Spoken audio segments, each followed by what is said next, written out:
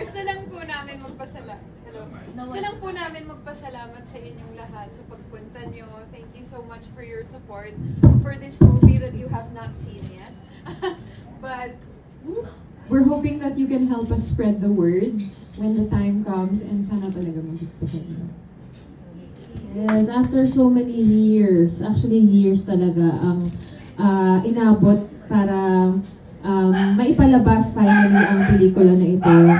I remember mga 2024, noong kino-conceptualize to ng aming mga producers, sila Miss Pauline and si Miss April.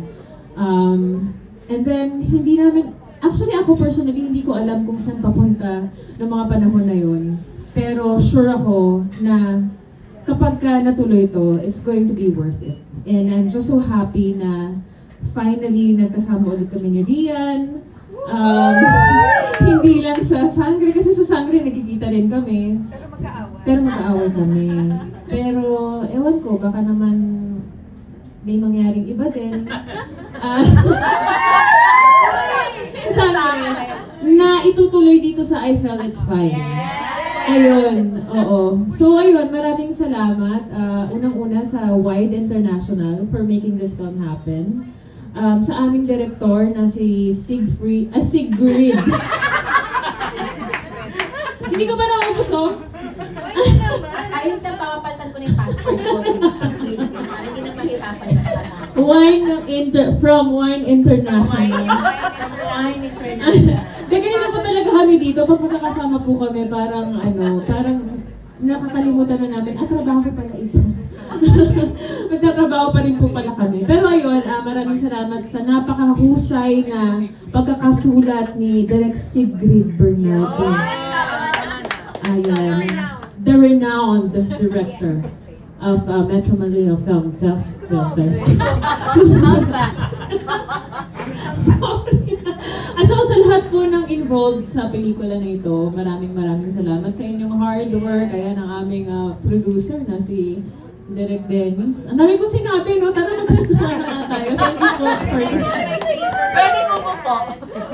Upo na tayo. Akin naman to.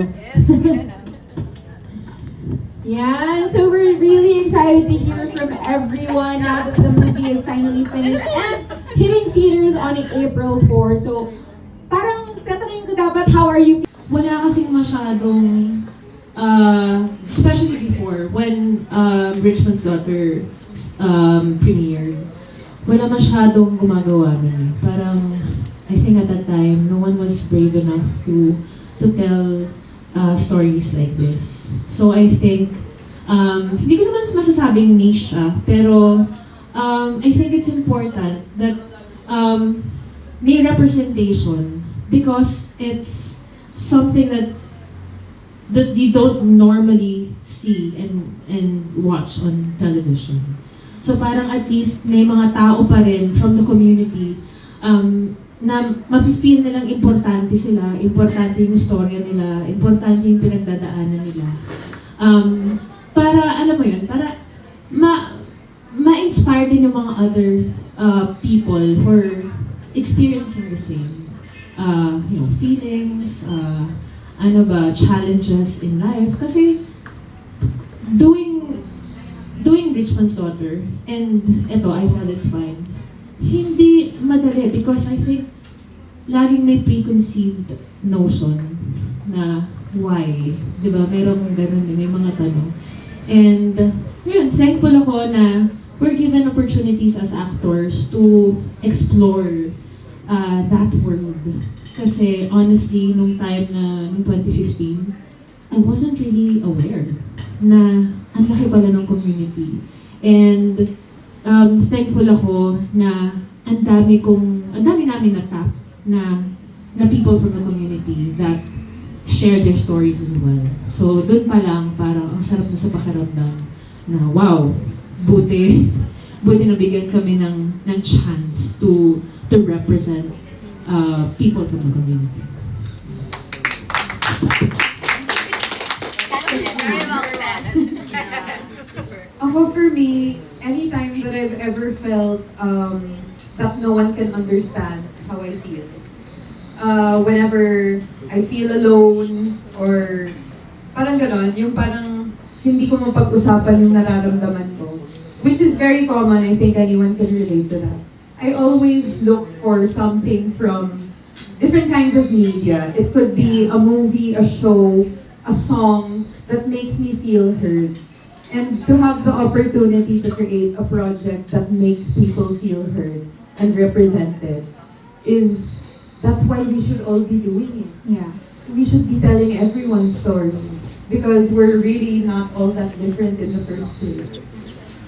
Very well said. I agree. Art is really so important in that way because when you meet a character or hear a story or see a circumstance that you see yourself in, it reminds you that you're not alone. Yeah. That you're not alone in whatever it is that you're going through, that you're feeling, na there are other people going through this too. And if they were able to get through whatever that is, you can as well. So thank you so much for sharing your thoughts. It's clear that everyone is... Maganda pa yung sagot mo. Tell us something about your character para may idea lang din po kami. Start with Characters daw. Okay. Queen Ay. Me, sure. Hindi, ang character ko po dito, ako po ay secretary dito ni Miss Anne, which is gagampanan po ni Miss Liza De Castro. Siyempre ako po dito very workaholic kasi yung ang aking boss ay very workaholic din. Pero hindi po ako perfectionist kasi yung akin pong boss ay very perfectionist. Pero ako po ay mabait and at the same time, ayun, masipag. Pero lagi ding on time. Kaya lang medyo antukin po kasi yung secretary, si Liz. Pero yun naman nga po, masipag siya and mabilis po siyang masuyo pagdating sa trabaho. Ayun lang naman po. Thank you. Thank you, Queen Ay. Si Ice. Ayaw ko agad. Opo. Ako dito si Jack. Ako yung sisira ng relasyon. Ay, hindi. Sa'yo dyan. Harap ka na lang. Ay, may lang. Siyempre ako yung sa comedy side dito, pang icebreaker ako. Di ba sabi nga ni Queen ay si Ma'am Anne, parang straight, ganyan. So ako yung babasag ng trick ni Ma'am Anne, ganyan. Pang ganyang level. Ay, dogs. I will play the role of Hoax, isa sa mga maintenance guy sa hotel. Tapos halos yung buong buhay niya parang umiikot lang sa character ni Liz. Ay.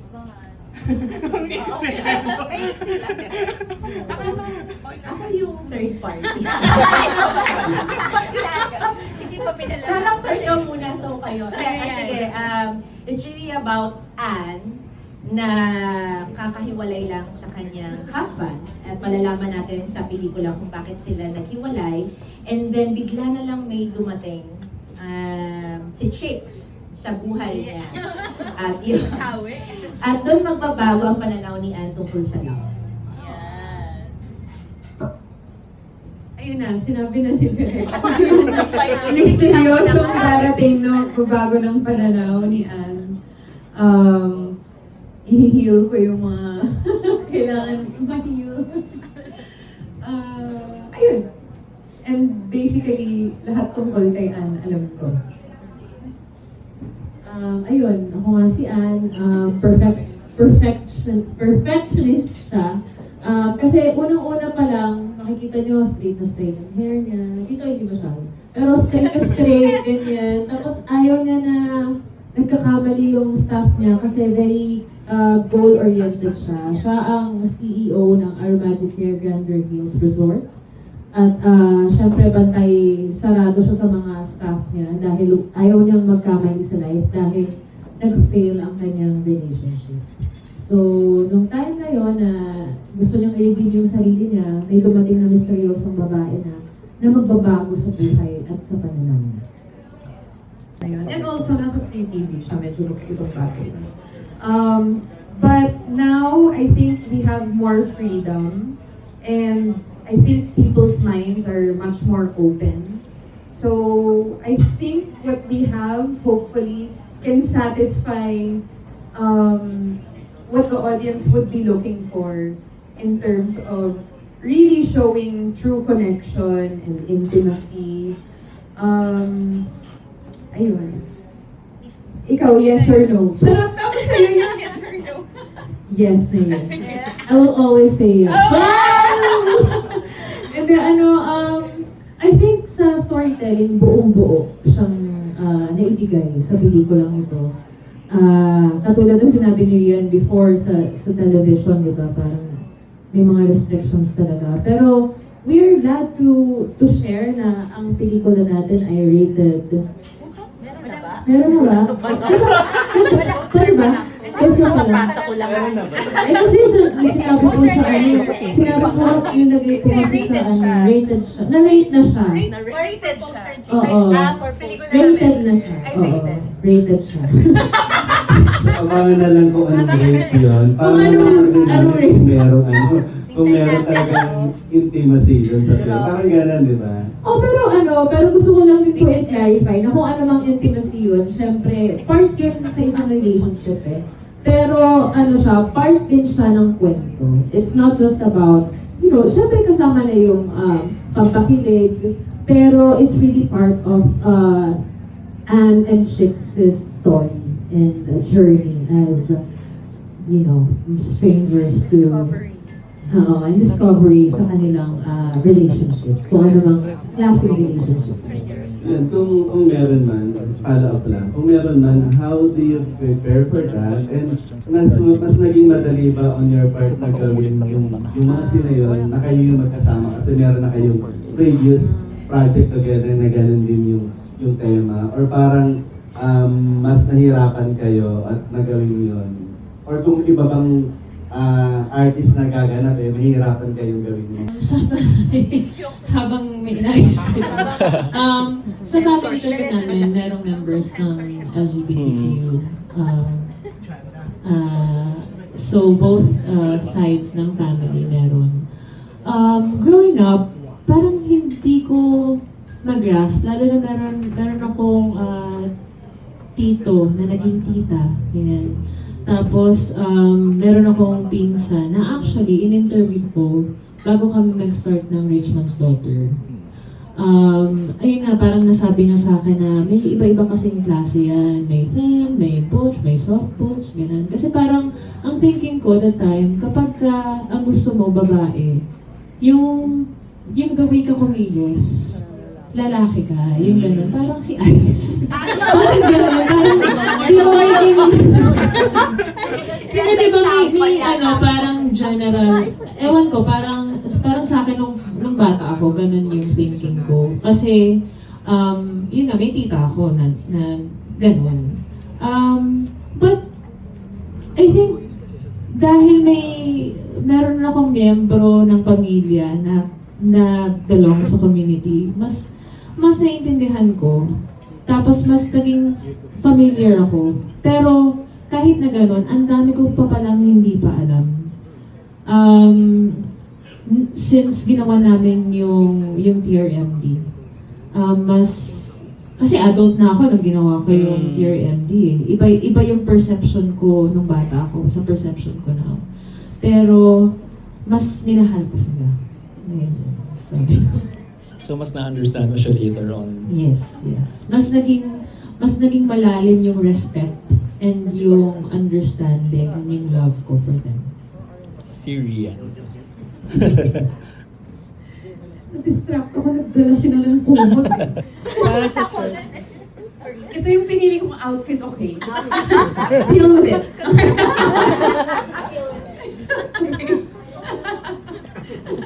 Okay. Ako naman, I've always felt like... So I've always felt na... It's just been pretty normal for me ever since I was growing up. Some of my mom's closest friends are part of the community. And I joined showbiz pretty young also. So everyone naman I work with I've been exposed to, diba? All my makeup artists are gay ever since. norm for me. At saka, para sa akin, my understanding of masculine and feminine is both of those things live in every person. Like, I would say that I'm a girl with a masculine energy. And so, because I'm straight, I would probably look for a guy that has a bit of a feminine energy or capacity. So ganun, parang it's just, you know, a balance that everything lives in all of us. And yeah, that's just how I understand the world. Parang natural lang siya na process for you. Yeah, it doesn't, yun, it's just, it doesn't sound any different to me than any other relationship where both masculine and feminine would exist. Thank you for sharing, Rose. Okay, kay Direk Sigrid, granting po, Direk, na maging PG-13 siya. Granting lang naman, i-assume natin. What's the best way to explain to a 13-year-old boy or girl the concept of same-sex relationships or falling in love for someone of the same gender? Sa isang 13-year-old. To a 13-year-old, yes. Ako, I think for a 13-year-old, they know what love is. You know, loving your friends, your parents, and then having crush. Ang nagmamatter lang naman yung sexuality eh. Hindi dapat siya maging rule sa society na lalaki ay para sa babae lang. And these 13-year-olds should understand that love is genderless. As simple as that. Ang bulaklak ay pwedeng sa bulaklak din.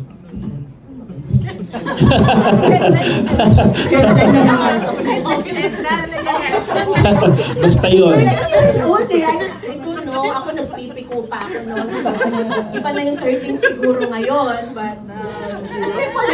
Bakit naman hindi? Ang talong pareho. Ang bulaklak ay para sa bulaklak, okay lang. So it doesn't matter actually. Sexuality doesn't matter when it comes to love. Love is universal. Love is genderless. Thanks, Direk. Sige, for my last question, I'll take this opportunity kasi advocacy night siya. So, just last month, parang nag-release si Philippine Statistics Office na may 30% drop in marriages in the Philippines from 2004 versus 2024. Siyempre, yung reason na na-cite nila is economic reasons. Mahal ang mga bilihin, but nakakatakot pagpakasal. But one of the reasons that they identified is the liberalization of the social context of how relationships are formed. And therefore, concluding yung iba that, you know, same-sex relationships contribute actually to the decay of how conventional Filipino families are formed. Your thoughts? Yes, Derek. Ay, nag-drop siya kasi hindi nyo ina-approve yung same-sex marriage eh. Kung ina-approve nyo, itataas yun. Counted as marriage. Counted as Yes. marriage yun eh. Nagda-drop pa kayo eh. Hindi nyo naman ina-approve yung same-sex marriage eh. Mas mataas yun dapat ngayon, di ba? But, una sa lahat, hindi yung sa gastos eh. Ang gastos din maghiwalay.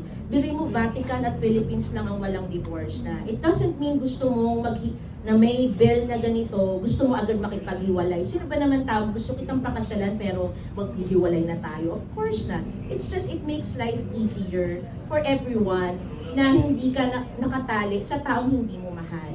So, wag na natin lakihan pa ang gastos doon. So, kaya yung mga tao ngayon very practical na, lalo na sa bansa natin, na hindi naman tayo mayamang bansa.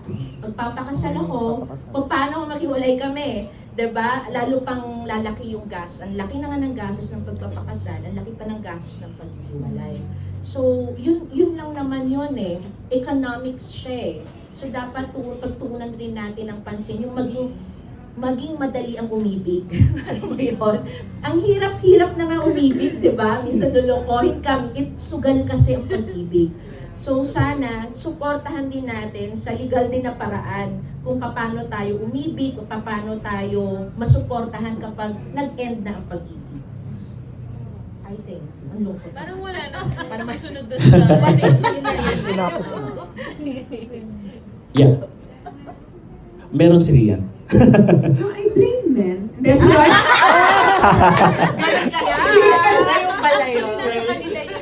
I don't think anyone can answer that better than Direk Sigrid in this very moment. I think also it can't just purely be attributed to that, of course, ayun na nga, wala tayong same-sex marriage dito eh. So that is a factor. But also, I think a lot of women are also just, they can only need a man now in terms of the actual relationship part because they're making money. I mean, we're allowed to work, we're goal driven already. So, ayun na nga, parang it's not like before where you would depend on him in an economic kind of way. I think that's also a factor. So, ayun, that's why siguro nag-drop. Yeah. Kuya. Hindi kasi married woman ako eh. Pero I think tama naman yung pagiging practical ng mga tao ngayon. 'Di ba? Kung sa tingin nila ay ang kasal ay malaking gastos, then 'di ba? So be it. Kung yun yung choice nila, parang ngayon hindi na kasi nakakulong tayo sa sa expectations ng nakararami, which is I think good. I don't feel sad na nag-drop yung marriage sa Pilipinas kasi kung ang dalawang taong nagmamahalan ay hanggang buhay magkasama, hindi na nagmamatter yung marriage, I think. Parang kasi sa akin kahit na kinasal naman na kayo, marami pa rin kayong pagdadaan ng challenges eh. 'Di ba? Kaya ngayon katulad ng sinabi ni Direk Sigrid na may mga tao na kahit nakasal na, maghihiwalay pa din at malaking gastos siya. So parang I think okay yun na maging practical sila ngayon at kung kailan sila ready, silang dalawa mag-agree na okay, sige magpakasal tayo. But hindi siya, kumaga, makaka-apekto siguro sa ekonomiya natin kung bumaba man. Thank you. Derek, one last question for me. Sa tingin mo ba ang Pilipinas ay behind or ahead sa usapang same-sex marriage? Or same-sex relationships, not necessarily marriage? Behind. Definitely, we're so behind. Pero nakaka-proud din dahil nandito na tayo sa panahon na ganun talaga eh. Kasi, share ko lang na 2005, ang una kong pelikula, short film, Babae ang title. So it's also about lesbian, violence against women. And then my first feature was in 2013, pero 2006 ko siya sinulat. It was very difficult for me to look for a producer at that time para man lang makapag-produce ng isang lesbian film. Ganon. So, ang tagal na nun. Pero, hindi tayo behind when it comes to, in the community. Tolerance, acceptance. Yes, acceptance, tolerance, but we are behind in the mainstream. Hindi tayo out. Kumbaga, kulang ang pag-out natin. Yun yung gusto ko. Conservative country. Yes, because conservative country pa rin tayo dahil ang iniisip natin, because we are, majority is, Catholic, ang babae ay para sa lalaki, as simple as that. Yun lahat yung iniisip. Medyo matagal na proseso talaga yung pinagdadaanan natin, lalo na sa LGBTQ community. Pero ang maganda naman kasi, marami naman gumagawa, marami nag-iingay, pero mahina lang yon para sa atin. Kaya very important na makapasok gaya nito na may GL film, na it's a very light film, a comedy, a rom-com, na meron isang producer na willing to produce this kind of film. Kasi yun yung important makapunta. Siguro it's about time. Kasi ako nag-propose ako kay Moshi. Noong 20th anniversary namin. So, di pa nalang kung saan paano namin siya gagawin. Saan kami magpapakasal. Saang bansa kami magpapakasal. Kasi nga, di ba, hindi nga dito. So, iyon pa yung pinaplano namin. Kasi nga, parang, feeling namin, it's about time na nga para sa same-sex marriage. Sa akin siguro kahit hindi pa ma-approve yung same-sex marriage, kahit sana same-sex union. Yes. Na sana mabigay sa mga couples na to yung karapatan na kailangan nila bilang isang couple. Hindi ko alam kung sino nagsabi sa inyo kanina na bakit kailangan pigilan yung mga taong nagmamahalan na to na kumbaga ma-fully live nila yung relationships nila. Ayun. Thank you. Land, pwede kang pumunta doon, Ice. Pwede kayo doon ikasal. Kasi legal ang same-sex marriage. Oo. Ako yung witness mo. Oh, yes, yes. O di ba pag ano na yung relasyon natin, hindi na lang tayo co-actors, di ba? Nanay ko na nga si Tita. Nakakasama rin siya, di ba? So ayun, siguro sana ma-adapt din natin yun and safe space for the members of LGBTQ. Kasi ang dami ko rin naririnig na stories na yun, nababasto sila sa streets, di ba? Kahit nga online eh, parang people are so quick to judge members of the community. So sana meron din silang rights to ano rin, parang defend themselves from that.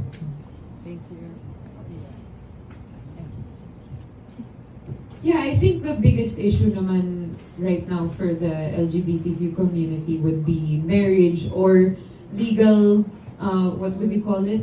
Legal union. Because, ayun na nga, part of marriage kasi is, aside from the romantic part, which we're all entitled to, that's what we're entitled to, diba? Part of the marriage is a contract. And when you sign that contract, you are entitled to sharing certain parts of each other's lives together. So, it really is not fair that you would create a life with someone or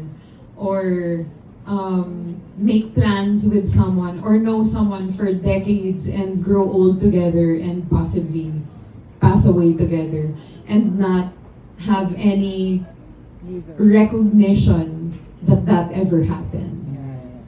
So yeah, I would say union.